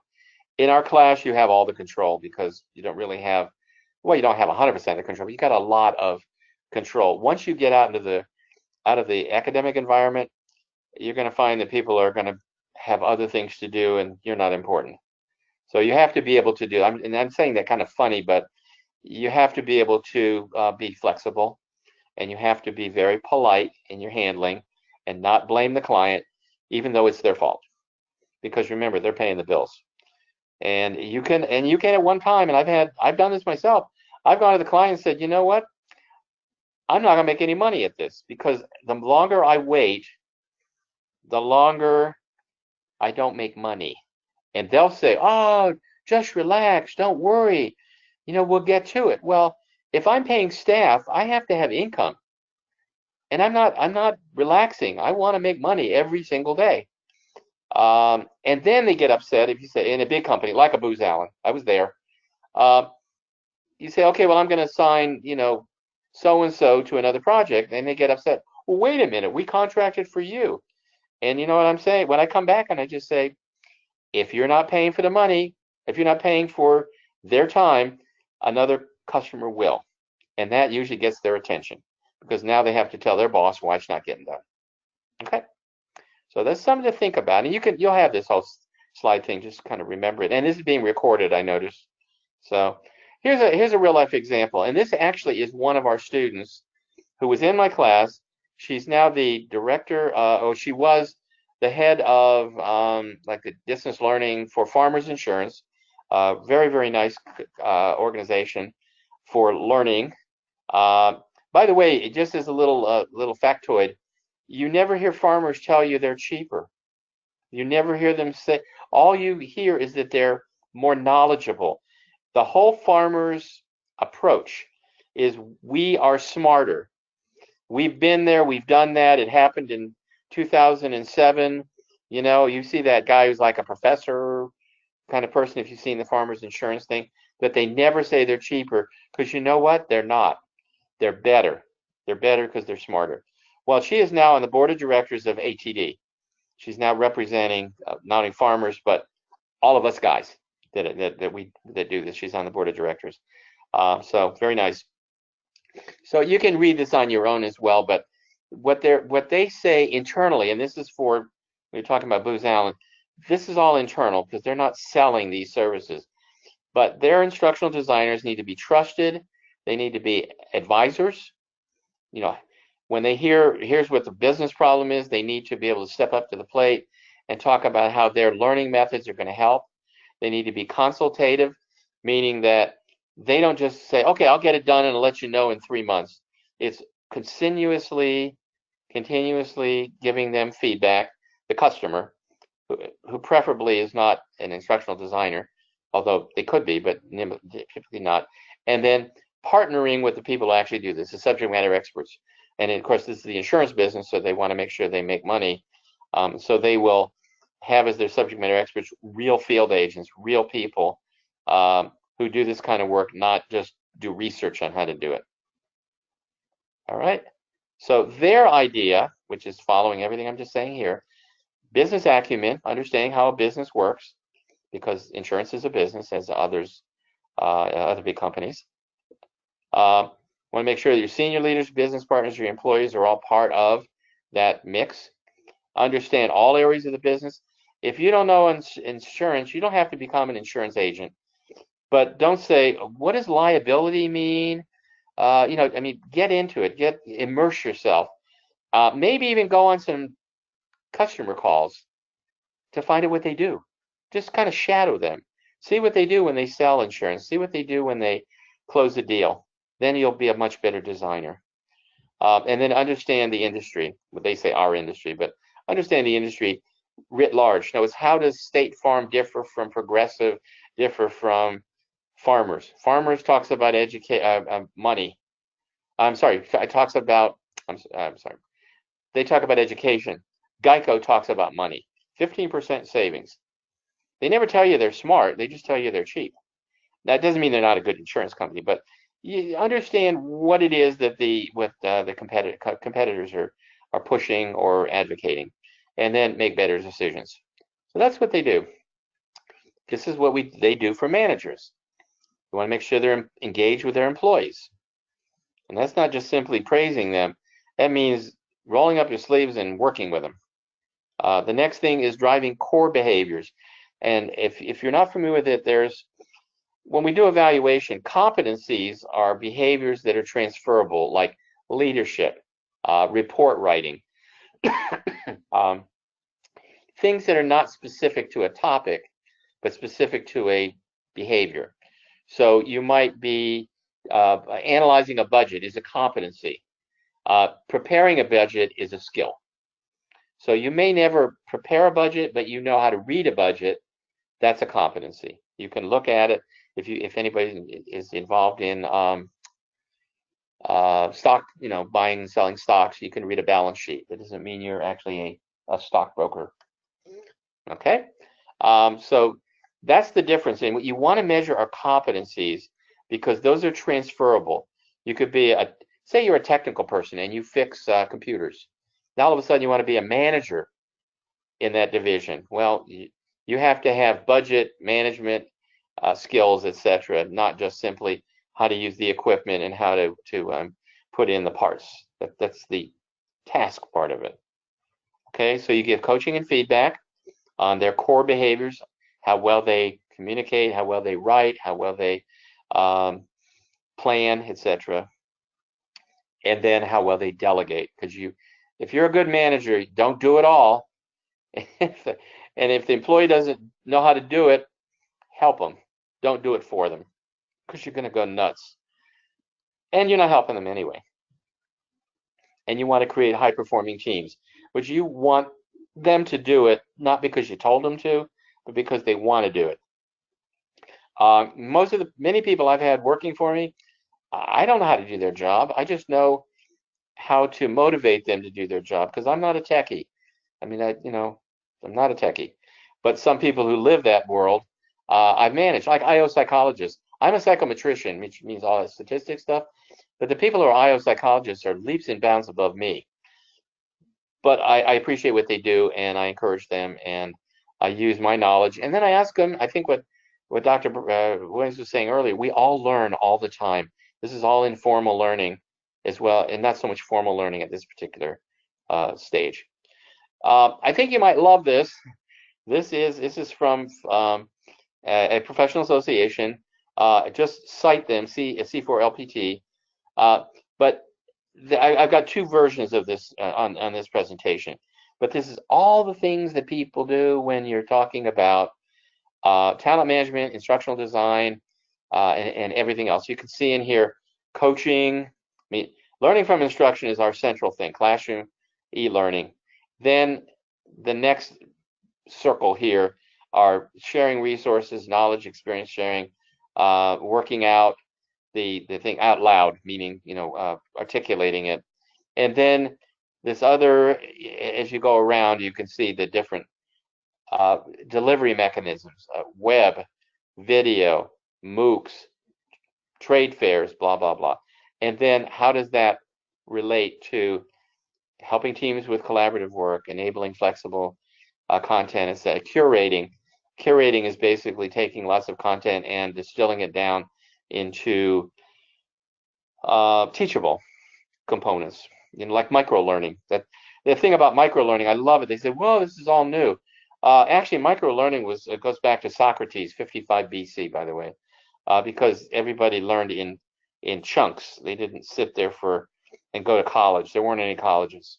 You just sat there and listened to the smart guys, and that's how they did. So you'll like this. Now, this is one that is, this diagram here has all of these different things around here which help you to communicate to your customer or to your staff the opportunities. Okay, and here it is without those embellishments. So you can take all this central information and you can use this picture, and then if you know how to do it, you can just use all kinds of programs to just put in those little boxes. Okay, so that's the kind of thing. I found this very, very helpful. I show it to managers in this form, not this form. I'm talking about my leadership, and I usually just talk about this internal circle. The rest of it is us, what we do, job aids, company docs, coaching, but they really want to know about resource sharing, conversations, how they can make money. All right, so are there any questions? Because we're about, oh gosh, I've been talking forever. Any questions? Anybody want to take a break? No? Hi, Dr. Weinstein. This is my name is Con Pequini. I work at a company called GP Strategies. I know them. Yeah, great. Yeah, and I'm a multimedia developer there, so I work more in e-learning. But real quick question about this chart you have here. Do you show this to your clients and kind of get a better idea of how the course of action with training is going to go? I do. I have. I've used this as my prompt, not talk, because this is too busy. There's too many words on there. They glaze. But yeah, I actually talk with them about this ring here and this ring here. Okay, because many times they're thinking it's classroom based, and people have to be away from their job, or maybe, I don't know if you've experienced this, that in the early days of instructional design or distance learning or technology-based learning, they'll say things like, well, we tried it 10 years ago and it didn't work, so we don't want to do it again. You'll find this with older execs. That's why I showed them this. But the problem is the early days of instruction of technology-based learning, which, CBT and et cetera, is that it was a page turner. They just took pictures of images, or took pictures of, oh, God forbid, a page of a book, and then you just go flip through it. Well, who wants that? So yes, I do. To answer your question, I tell them what is, if they don't have that history of, I tried it 20 years ago and I didn't like it, then I just tell them what it is. If it's not, then I bring them up to date, that it's not what it was 20 years ago. Yeah. Okay. Yeah, no, I Okay. was curious because some of the projects that I've worked on over the past year, I've just wondered how they've gotten to some of the, solutions of, well, should we go classroom training or e-learning, or how to, so I guess they use a kind of a chart like this. This is just kind of just starting. It kind of gives them what the alternatives are. But what I do, and that's a really good question, because it brings up an issue about how do you get people to try something that they've never tried before, and you don't want to develop a whole big project. What maybe 45 minutes of instruction or several hours of instruction. You don't want to do that. What you want to do is find out what their hot button is. It's one of those what keeps you up at night things, and then develop maybe not more than about 5 to 7 minutes as a sample of how it could be done distance learning, or it could be done technology based, let's just put it that way, or in the classroom, and show them the difference, and then kind of tell them what the investment is, if you can. I mean, you don't have to give them numbers. You just have to say, if I develop this, from GP strategy, if you develop it once, you may be able to use it for several years, or you might just need to refresh it every so often. But every time you do classroom-based instruction, you got an instructor, you got facilities, you got cost, recurring cost. Whereas people, when they take it online, you don't really have recurring costs other than hosting it and then updating it if you need to do that. So my suggestion is give them kind of like a sample. It's like when you go in the grocery store and they want to give you a sample of cheese and crackers, and then you decide whether you want to buy one. You don't have to buy the entire cheese department. You just have to get it like a sample of it and get an idea of whether it meets your needs. So that's it. A lot of this is sell, because we love it and people don't really care, because, oh man, this is going to be really great. Well, yeah, that's because that's what you do, ISD guy. But what they really want to know is, how's that going to benefit me, my department, my money, all that kind of thing. So I would say it's kind of like that try before you buy. Give them Awesome. a sample. Yep. Yeah. No, that makes thing, sense. Oh, go ahead. Sorry. Yeah, like at Unisys, the way I sold that to the senior vice president for human resources, the guy with the money, what I did is he went to Stanford. So I knew that because I read his bio. And so I asked Stanford to give us a satellite feed in the topic area that he's managed, that he specialized. And I'm telling you something, his eyes lit up. That's where I went to school. That's what I studied. Oh my God, I can actually learn what they're doing in Stanford, which is in California. And here I am in Pennsylvania. That sold it. Not, well, let me tell you all the attributes of computer-based training. And it's like he could care less. And oh, by the way, he never used the mouse. He always would dictate things or write them down and give them to his secretary to send out, at that time, very primitive, but emails. And I told him when I did this demo, I said, his name was Dave Aker. I said, Mr. Aker, you need to come and work the mouse. He never used a mouse. And he said, well, I'm an executive. I said, it's not a spectator sport. Of course, I took a chance. And he loved it. He loved it. And prior to that, he thought a mouse was a rodent. He didn't know what a mouse was. I mean, he did. He saw it, and it sat on his desk, and he never touched it. Because, and here's the thing, and you can laugh at this. And we talk about this is early days. This is 1996. Yeah, 96, 77. When he started using the mouse, he ran out of table. And he didn't know to pick it up and put it back on the table. So he said, how do I get it to go more? And I said, sir, pick it up and put it on the table. Okay? It's those things. That's really funny. It's really funny. Well, yeah, and another personal thing too. I taught my father about email, and he was 70 years old, and because he lived in a retirement community and everybody had email, and he was going to send email to all of his buddies in this retirement community.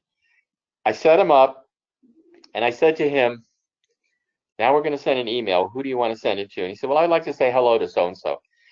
I'm not kidding you. This is a true story. He said, before we send it, what's the postage?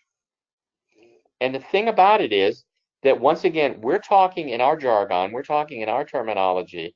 And to my dad, who didn't know what email was, he just focused on the word mail, as in correspondence and his postage. And as soon as I told him it's free, other than the fact that he's connected to the internet, and that, but it's unlimited, he can send them. All of a sudden, in that spark of a in that moment in time, all of a sudden it was like, wow, this is great. I love it. But once again, you got to make, that's what I'm saying, plain English. I kind of thought that if I might tell you one more, Dr. Williams has heard this 100 times, I'm sure. The original name for the instructional design model, ISD, was called the Inter-Services Procedure for Instructional System Development. Inter-Services Procedure for Instructional System Development. It was commissioned by the Army and the Navy, or Department of Defense, that piece of the Department of Defense, to come up with a systematic way of doing training. I went to Florida State University where they developed it, and when they rolled it out for use, the professors there, of course, have full-time jobs of teaching, so they didn't have time to teach these workshops. So graduate students were teaching it, or recently graduated students, and sitting in the front row of the first class I ever taught, ISD, was at the University of Central Florida, Orlando, Florida, was the head of professional development for the Joint Chiefs of Staff. And if you're familiar with what JCS is, that's all the big 4-star generals and 3-star generals who run all of this military organizations. And she's sitting there, and I said, the acronym originally, in the Inter-Services Procedure, was IPISD. IPISD. And I'm not kidding. Her name is Valerie Kasarik. She's actually been around for a long time. And she raised her hand and said, IPISD, I don't understand. Is it a urinary tract infection? And I'm telling you, I just kind of composed myself, and I said, no, it's just the initials. But once again, she was making light of the fact of, you're talking in jargon, and I don't know what you're talking about. Not that she wasn't a very smart lady, but she didn't know what I was talking about, because that's not the way JCS was training. They were all doing briefings. They're all doing like just presentations, not so much systematically designed instruction. So that, if I leave you with just one thing, just make sure you're clear and you define every single thing you say that is maybe not common usage for the word, like behavioral objectives, and learning objectives, and all. Let them know what that is, okay? The other thing too that I've noticed is some people use training, education, and learning synonymously. Think about the verb. I train you, I educate you, but I don't learn you.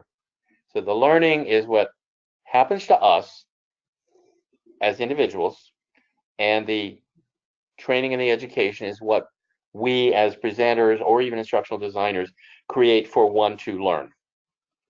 So just kind of keeping that in mind. I'm very disciplined with education. Tends to be more on the knowledge side with skills, okay, and the training is more the skill side with knowledge, because you get a little bit of knowledge and you do a lot of skills. And I mean, that's not hard fast, but it's easier to explain it. And then learning is both. So it's that kind of thing. Are you familiar with Gagne? Have you, Robert M. Gagne? Anybody? Have you heard No. Never heard him? He's actually the person who developed all of the systematic design of instruction. And let me give you a really fast history on it. The reason we have what we have now, that Dr. Cook and other people around the country now are teaching, is that during World War II, Robert Gagne was with the Air Force Human Resource Lab. During World War II, the problem they had with training is they would develop weapon systems, either commercially or with the government. And then after it was built, they would call in the training people to write the installation manuals, the maintenance manuals, all the things that people need to have to use it, to fix it, to install it, etc. Well, by the time they did that, it could be much as as much as a year or a year and a half after that weapon system, guns and all kinds of stuff, were deployed, were put into battle. But the bad guys already found out about it because they had a year and a half to learn about it. So, by stealing things, of course.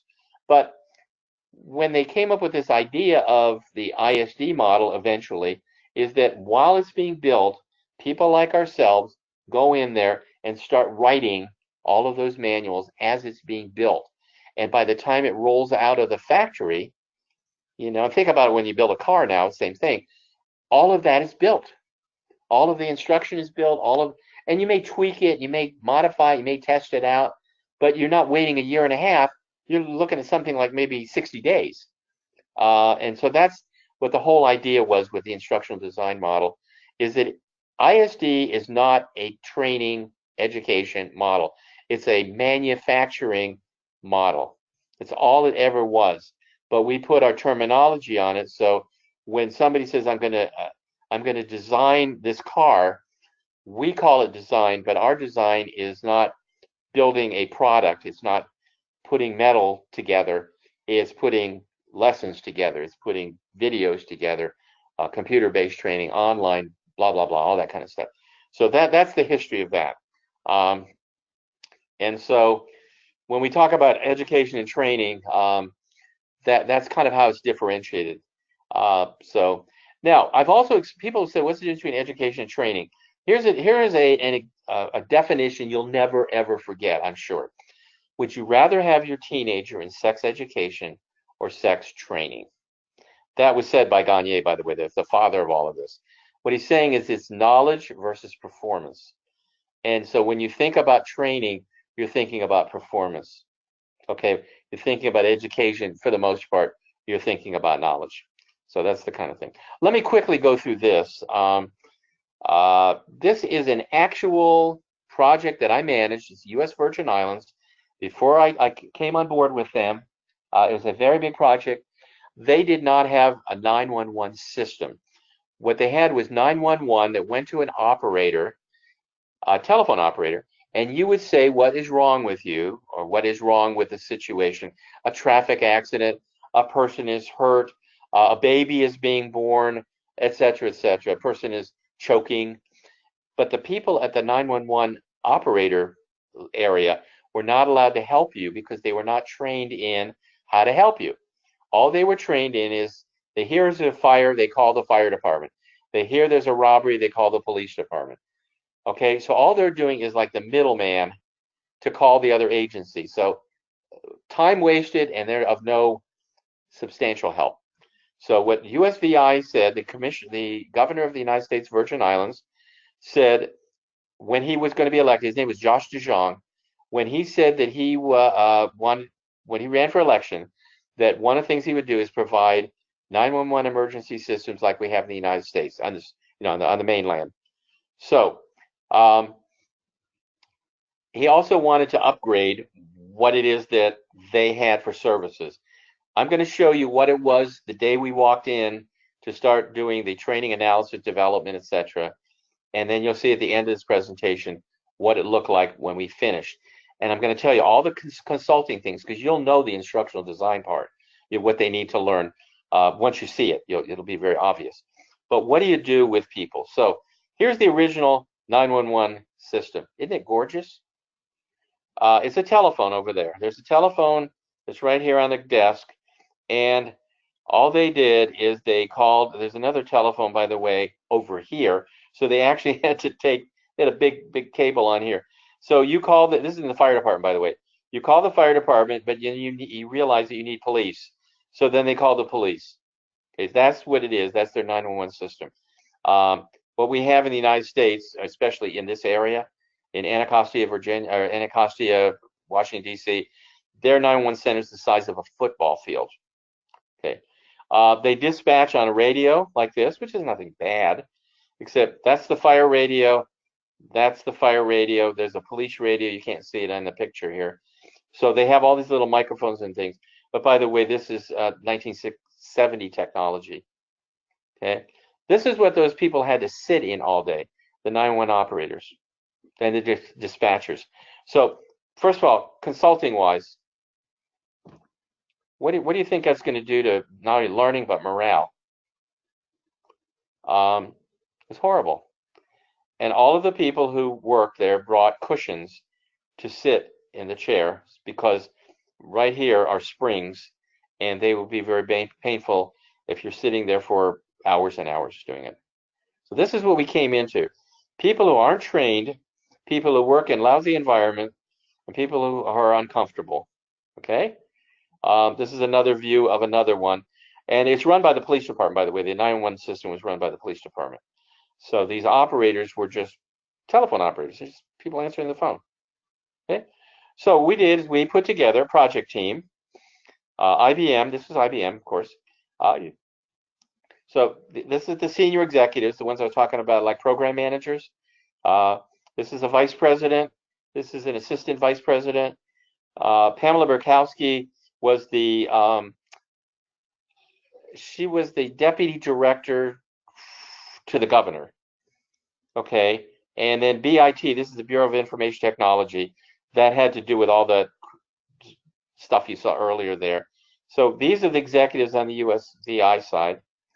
And then we had a project management person who did the business of business, if you will, the budget, the money, the scheduling, and he had an assistant who did the documentation. We had, if you're not familiar with the organizational change management, it's a process in which you get the organization to buy into and to enjoy the changes, not to just drop it on them. You know, like we're going to change, and you don't have a choice. She's a professional in that area. She's an IO psychologist, which I had mentioned before. This is the biggie here because it was mostly IT, and we had all these people here working for this gentleman here, who, by the way, does not only design the Anacostia 911 system outside of Washington, D.C., which has probably somewhere around 50 operators that are all trained, by the way. But he also went to school with the governor. Hello, you know, that's one of the reasons we got the project, because he's a classmate of Governor Duchamp, and I was in charge of training. I did not have a staff because they didn't want to buy a staff. They didn't want to pay for it because they didn't have the money.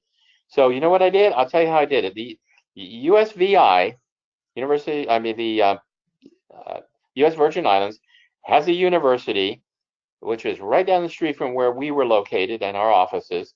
And I went to the dean of the College of Education, and I said, we'd like to hire some of your students. We'll train them how to do instructional design, because they were all K through 12 people.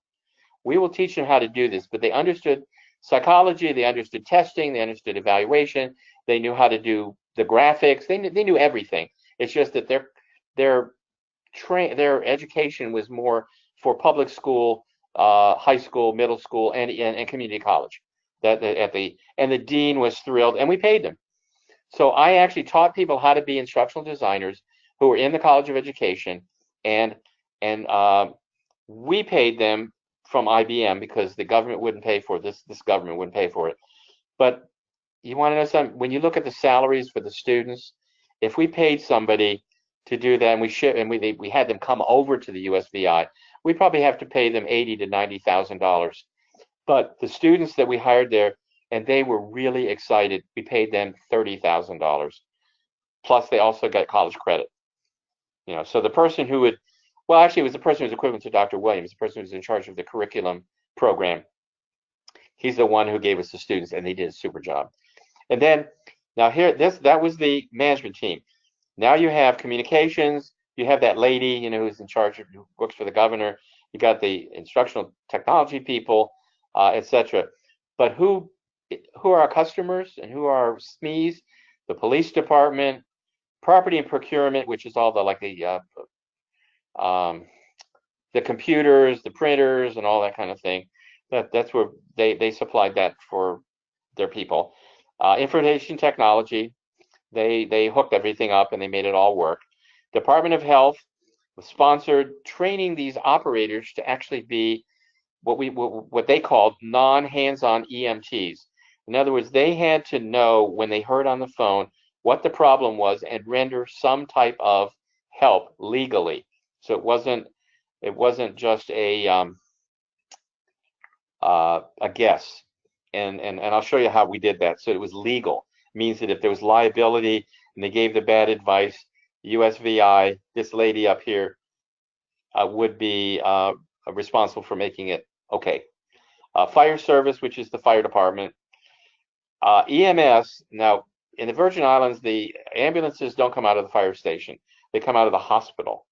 So the hospital, fire services, and police, as a minimum, have to be contacted simultaneously. That's why we wanted to have integrated 911.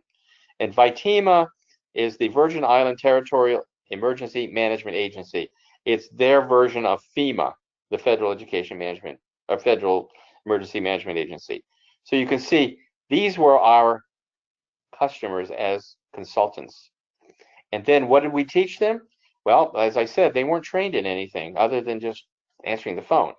So how to do dispatch, how to do processes, how to listen, and take notes and all of that. They had 32 hours of classroom and 8 hours of lab. Dispatchers got additional classroom because they're on the radio talking to. They have to talk police, fire, and EMS. Like 10-4 and all the different codes. They had to know what it all meant. First responder training. This was my baby. They actually rode along with the fire and the police and the EMS to witness people who are in traffic accidents, the delivery of babies, and everything around that can happen. They have to see what a police officer is doing when he or she is pursuing somebody. They have to talk about something more than just CPR. So they learn to visualize when they're on the phone what the person on the phone is saying. Okay, and I'll give you an example of how targeted listening is. There was a lady, this is a real story, we heard it, we were there, and we recorded it, by the way, too. A lady called up and said, I need a police officer to come and open my beer bottle. So you'd think, that's a crank call. But when we taught them about how to do analytical listening, what she was trying to say is somebody is breaking into my house, but I can't say that because they might hear me.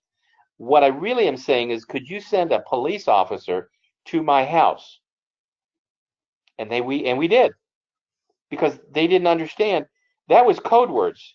She was saying she didn't need a bottle opener. She needed a cop. And they caught the guy, by the way, too. So that's the difference between knowing what you're hearing and knowing how to hear it. So they did that, and then on and on and on. So they, and these are all the courses. I'm not going to go through all of that, but how to use the telephone, how to use the computer, how to use all of these things that get as part of it. But the point here from the consulting is who's in charge of it. We did the materials, okay? We facilitated the courses, and we trained the trainers. By the way, we weren't there forever. We taught people how to do what we knew so they could teach it in the future. Okay, so we taught them how to use the equipment. That's the first two lines here. Professional effectiveness is what I just mentioned there. And then these other companies, CTS America, Plant CML, they're all different company names. They taught how to use their respective telephones and everything else. They didn't even know how to use NCIC, if you're familiar with that as National Crime, Information Center. That's when like a cop stops you and then they look and see if you have wants and warrants, if you're, anywhere in the country or even in the world, that if there's a warrant for your arrest, then the police will know that and they take appropriate action. Okay. Very quickly, they had to learn how to do keyboarding, which we call typing, They had to learn clear and effective communication, which I just talked about. They had to learn listening skills. They had to learn how to work under pressure.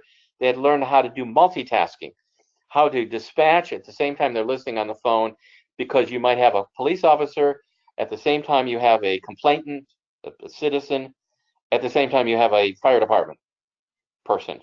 And you've got to be able to do split listening, split visual attention, because originally you saw that original garbagey looking computer, that's one screen. When we got finished with them, they had 5 screens to look at simultaneously, and you'll see what they are. I'll show them to you. 5 of them. So they had to have split visual attention, split listening attention. They had to be able to hear and discriminate. That's the police officer, that's the fire department, et cetera, et cetera. How did they learn how to help people? These little cards here. Person says, I'm choking. They hit a little tab. It says, and somebody will say, I'm not breathing. Well, of course they're breathing. They just talk to you. You know, so you have to understand, they don't know how to explain it. But what they might say, something's in my throat. Okay, we had one guy, he was like, he was an old elderly person living alone, and he had a chicken bone stuck in his throat. And he says, I don't know what to do. If you're familiar with the Heimlich maneuver, where somebody will come by and wrap their arms around your chest and apply pressure, hard and fast pressure, what do you do if you're by yourself and you don't have anybody to do that? Well, what's in this book and what we taught them was the person should thrust themselves against either a table or a chair that is of appropriate height, that you can actually you throw yourself at the chair. Hopefully the chair won't break, and that will do the same thing as the Heimlich maneuver. It will dislodge that foreign object in your throat. That's what they learned. That's how they save lives. And they had one for fire, they had one for police, and they had one for emergency dispatch or EMS, well, in this case EMD. So they learned because they read every word of this. They would say, oh, and when the person said, well, I can talk, okay, then they flip a button and they say, and what does it feel like? And then they say, well, it's stuck in my throat, and they flip a button. And this thing, I can't show it dynamically here, but it kind of opens and closes, and it's really cool. Eventually, we got them the electronic version where they could just use a mouse and they could click on. Okay, so that was our goal. How do you take people who had not been in school for 25 years, but worked in the 911 center, to learn all of this stuff, to embrace all of this stuff? And it was because we got them raises, we got them a job categories, because and I have to say this, I'm going to say it before I flip to the next one. They were all of the people working there were female except for one man, just one gentleman. They came into work, and they were wearing a step up from pajamas. They had like a house coat on, or what they called a duster. They looked with no pride. They didn't. The ladies, and they didn't care about doing their hair. They didn't care about looking pretty because they're just in the back room, and they had no pride. So as a consultant, first thing we need to do is get them some pride. And so we said, what we're going to do is we're going to let you design your outfit for the ladies and the gentlemen. You pick out what you want. You tell us what you want. And here's what happened. Okay. There's the 911 center. Compare that to what you saw initially. And there are the 5 screens. One screen is fire, one screen is police, one screen is ambulance. Another screen is actually looking at status of equipment. In other words, I can tell where all the fire department trucks are. I can tell where all the police officers are. I can tell where all the ambulances are. By the way, they only have 2 ambulances, but I knew what they are. Okay, they had CNN, so they know what's going on in the outside world. So they know if there might be a threat, they know that. And usually for weather, not so much for terrorists. And then, and this is what look at that wonderful chair there, really nice, a nice telephone, a big space here. Talk about morale. They also had a big clock here. Now what they also had, this is the supervisor's office. You saw the original supervisor's office. That was that first picture I showed you. Now here's how. This is in St. Croix. It's one of the 3 islands. She's in charge of the center. She's the supervisor, and I'm trying to remember. Yeah, she is a graphic artist. She designed the logo. So the ladies all decided to have a navy blue knit top with khaki slacks, belt, and everything. They all look wonderful. I mean, they just were exuded with pride that they now were important enough to have a uniform, a logo, a beautiful facility. By the way, this is a break room, which they never had. Everything. This is a 911 center. Is we call it a technology redundancy. 2 air conditioning systems. four generators. So one goes down, another goes down, another goes down. So they could live in this facility with a fully equipped kitchen, dining room, and everything. To the right, you don't see it there, but there are sleeping quarters. So when you take a break, they can go into a bunk bed and take a break, especially during hurricanes. And this gentleman here is the head of VITEMA, the Virgin Islands FEMA. He's her boss. So, but I can't show you the before and after because I can tell you what they look like. They didn't want us to take pictures of them, but anyway, looking not really well. So that's what it was. So that's what we ended up doing. Now that's the consulting part of it. Because get a uniform, look good, feel good about yourself, having the opportunity to have a break room, that has nothing to do with instructional design. It had everything to do with our success. Okay? So keep that in mind. Think outside the box. Don't just think about the elements we have here, because it's been very, by the way, I was there during the hurricanes. My wife thought I was nuts, but I flew in for the hurricane because we had to do training. We had to teach them how to do this during all those big hurricanes. And they did well. They did very, very well. So that's it. The other thing I'll tell you, there was a life-saving thing they never thought about, is some of these ladies here, I don't know their history, but many of the people on St. Croix never have been to St. Thomas, which is only like 60 miles away. They've never been there. So we had this center here, the one you're looking at, and then a sister center in St. Thomas. And these people learned about all the geography of the other island. So if St. Thomas 911 center should go down, they could dispatch from St. Croix. That saved like thousands and thousands of lives, because when you call, if the center wasn't working, although in both cases they did, but when they got overwhelmed because St. Thomas was getting hit and St. Croix was not, these people, and by the way, they're more than this at the center. This is just one shift. They had 30 people. They could actually render service to people on another island they've never been at, only because we taught them how to do it. Okay, so kind of wrapping it up, because I'm looking what the time is here. There's an article there you might see. Be a consultant, not an order taker. Okay, there's a bunch of articles that are like that. If you're interested in that business part, David Vance, who's the gentleman from Caterpillar Tractor, has written this book called The Business of Learning. It's more about business. It's not about ISD, although it kind of superimposes that. It's a big book. My suggestion is not to read the whole book, but to read the part that relates to what you want to do, because some of this is at a very high corporate level. If you're not at that level, don't worry about it. I think the book sells, it's not expensive. It's not one of those $300 jobs. I believe it sells for $69, and you can get it used. This is second edition. If you don't have if you just want to look at something and try it, the first edition is now selling for about $40. It's comparable. This is a little better, but it's comparable, and it was a 2014 imprint, so it's not that old.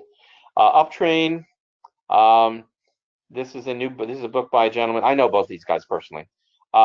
It was, if you've heard of SAM, Successive Approximation Model, he was the training director for SAM, and now he's a consultant on his own. This is a very inexpensive book. It's about $20, and it'll tell you a lot about how to be a consultant. Okay, so why do we do it? Because none of us are as smart as all of us. I just love this little slide here, and if you want to do this, you can reach out to me. I'm more than happy to help you with it. And this is your role. You see Steve Jobs, the master consultant, storyteller. All right, so how do you feel? You feel overwhelmed?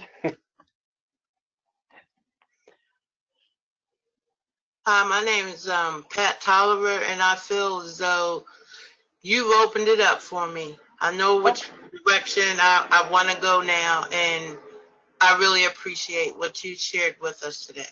Well, good, my pleasure, and you can replay this as well. What do you do, by the way, and what are your goals? I am transfer evaluator at UMBC in the registrar's office. Oh, okay. Lots and lots of presentations. This is our busy season. I just did one for the advising training for the new orientation advisors that are going to perform this summer. And I also help with some of their slides, you know, updated and edited and give my opinion. So I have a key role. Great. That's good. It's really been a pleasure. I've met several UMBC staff members, like in athletics department and everything. I'm so glad that you're all participating in this program because it really will help out a lot internally, obviously. Are there any other questions? I know I've just like given a lot, and I tried to make it as clear as I could. But any other questions, comments that I could help you with? We got just a couple minutes left. Hi, this is Stacy. I do want to get your opinion, I guess, on, or maybe some examples of when you have shown the return on investment for different projects. Because I feel like it can be pretty different with different things. I liked your example of, you know, walking a client through the different steps of what the training will be. But have you, once the training is complete and maybe has been running for a while, have you been able to show what the return on investment is? That's an excellent question. Oftentimes, the client won't tell you what things cost. They won't tell you what people make. They're kind of close held because of competitiveness. We have done that I have done it in a nonprofit area, such as the military. We show about the investment in the training and what that resulted in terms of performance. And I'm not just talking about wars. I'm talking about, you know, the performance as they do their mission duties. I work at the Defense Intelligence Agency right now. One of the things they wanted, the Chief Information Officer, for whom we work now, he wants to know what's it going to cost and what am I going to get. So the answer to your question is yes, I have. It's a lot of times it's been say extrapolation. I've said, well, how much do these people make? And then I assume everybody makes the same salary because I don't know the differential. But they might say, because you can get, that's public information, by the way, if it's government. So you can find out what the range, you can say a GS 14 step 3 is X. So we've done that with the government, both state and local and federal, because that is known information. And then we know how long they worked on it, or we worked on it. So yes, that commercial, it's a bit harder to do that. If you're interested in that, I would go on to Jack Phillips, by the way, has a lot of information on the website. That's ROI, the ROI Institute, Jack Phillips, ROI Institute. There is you can download this if you can't find it, let me know. But it's a brochure that they put out that goes through the entire process of what ROI is. Now they certify people, they train people, they teach them, but it actually encapsulates all of that in about 12 pages. And so what you can do is you can plug in your own numbers and use his formulas, because ROI is really the cost. You know, it's a very simple mathematical relationship. Is what is the cost, and then the cost minus the investment, meaning that you can use it over and over again, and that yields your return on investment. So you might invest $10,000 and you end up getting $100,000 in sales. Well, your ROI there, you know, is considerable, 10 times your investment. So, but yeah, I had done it, but you know that is really hard for us because people don't want to tell us because, you know, competition. Right. Yeah, and for various reasons, they don't like to share any information that, you know, well, that it might become public in some way. So you're right. Yeah. The other part, they don't collect it. The other part is they don't collect that data. Yeah. And they don't want to admit it. They say, "Oh, this is really beneficial." Only when I've done ROIs with people and found out that their investment was $300,000, and the return was $250,000 because it was all opinion. Well, they love it. What happens is saying we really liked it and everybody liked it, but it's kind of like doing it for free. So you're right. I mean, the two reasons is they don't want to share it, they don't want it to go public, or they don't collect it, Yeah. and they make it up, and if you really want to do that on a profit and loss basis, you don't do that. The reason it works with the government is not a P&L, it's not a profit and loss organization. Now they may lose their budget, they may, maybe the executive or the president or the secretary of commerce says we're going to cut it, but that's not a profit loss, that's a budget reduction. So that's why I found it easier with the government. Yeah. Yeah. Okay. Good, well, thank you. Good question. Yeah. Any other thing? Anybody else? Hey, Dr. Weinstein, this is Connor Queenie again.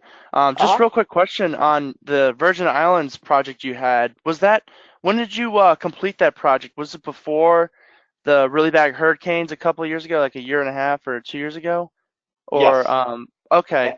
Actually, it was actually in oh gosh, let me think. 2009, I believe it was.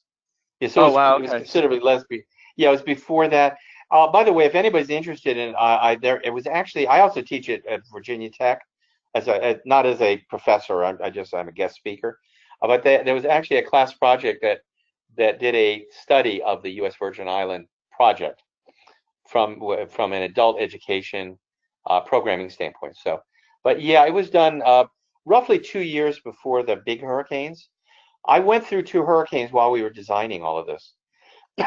Literally went through those hurricanes and the 911 centers were under construction, but we had enough technology in order to kind of do some of that stuff. Yeah, but everybody was grateful. No, we had. Oh, by the way, I need to tell you this other little tiny story. We couldn't get the adults to go and use 911 because you heard the problem before.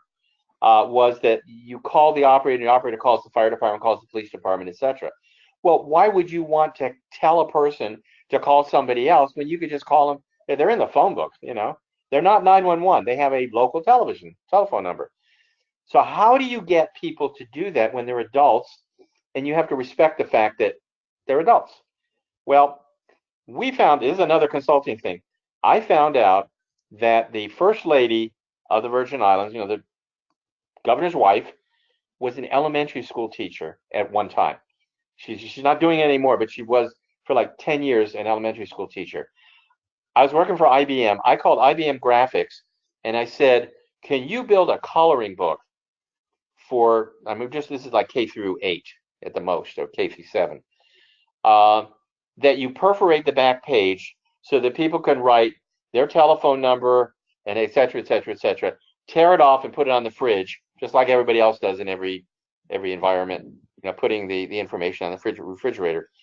The first lady at their agricultural fair was passing out these coloring books. And she was talking about 911. Now the kids, this is a reverse training. This is like flipped classroom. The kids were teaching their parents about why they should be using 911. Not the parents telling the kids to use 911, because they never did. The kids said, look, I heard about this. And by the way, there was a couple of things in the newspaper about kids who had learned about it that actually were able to get assistance for their parents. Like they collapsed or they got hurt or they fell down the stairs or whatever, where kids actually knew to punch 911 in their phone. Now, here's another little problem that they had. There are no addresses in the U.S. Virgin Islands, like 123 Main Street or none of that, except in the commercial district, which is a very small part of St. Thomas. What they have there, they're all post office postal boxes, that are on the street. So if you want a police officer to come to your location, you don't say 123 Main Street. You say you go up to the third path on the left, past the red tractor, up the hill and to the right. If you sell the tractor, you have to tell the police. If you paint your house yellow and it was blue, you have to tell the police. Okay? What do you do? How do you get, and most everybody has cell phones. The only thing that is hard connected are electric lines, electric poles. And all the poles have numbers on them.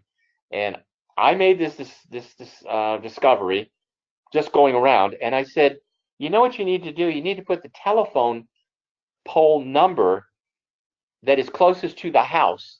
So, and then have a narrative saying, how do you get to that telephone pole or, electric pole? Well, the utility company had that all written out, how to get a truck to fix, a transformer or wires down or anything. So we incorporated all of their database and their number, and we told everybody, when you call 911, know what is the closest electric pole to your house. And that'll bring the cops and the fire and everybody else there quicker, because it's just like, BC 703. And they look that up, and boom, that whole narrative prints out on the computers in their fire truck and in their police car. That's consulting. That wasn't anything I do as an instructional designer. However, we solved their business problem, and that is, how do we get the first responders there as quick as we can? So yeah, it's interesting. I got like a bajillion stories, but those ones were really, really touched my heart. That during that hurricane, people were able, they could call their electric pole number in, and the first responders would come over and help them. So, yep. Whoa. No, So that's really interesting, though. yeah. I vacationed quite a lot in St. John's, so I knew about all the hurricane stuff that was going St. on. John's, yeah. Yeah, so that's really cool. I bet that the dispatch before that really helped with the hurricane situation they're having. Someone like famous country singer Kenny Chesney was like raising money for some of those islands and stuff too, because it really hit them hard, and a lot of homes were destroyed. So that's really awesome that the dispatch was. They were able to do it. Yeah. And you were on St. John. We also had to train the National Forest Service. Okay, because half of St. John is actually a national park. Right, I knew that. So so there again, we had to coordinate between their small police station on St. John, which only had about 20 officers, and the national and the federal law enforcement personnel. So that's I'm glad you brought that up. Yeah. So now we have territorial, which is USVI, and then we also have the feds, and they work beautifully together. They really did. And our dispatchers were able to reach out directly to the federal, which is very helpful. So yeah, so about the hurricanes. Yeah, that's a mess over there sometimes. Oh yeah. Yeah. Any other? I know that we're probably past due already. So I would keep in touch. Like I said, Dr. Williams knows how to get a hold of me, and he'll get you this presentation. I don't think I have my. I'm going to the back to the front. I don't know if I put my contact. I didn't put my contact information on there, but we'll get that to you. Now you can't get me by telephone during the day because I work in a top secret facility and I don't have a cell phone or anything like that. And I don't really want to give out the unclassified number because that's really for business, not so much for supporting our program, even though they love me. But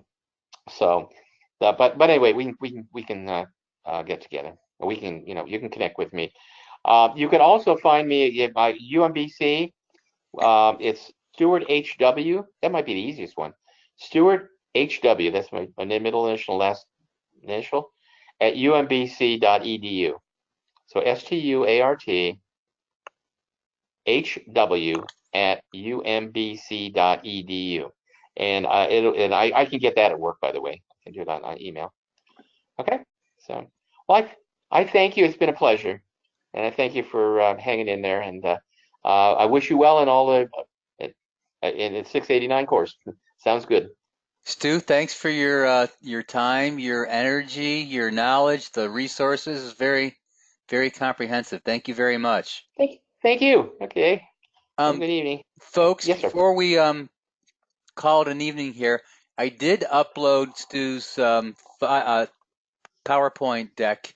It's in the handout section of the webinar. So if you're still logged into the webinar and you're hearing me, that file is there. I'll probably post it in Blackboard as well.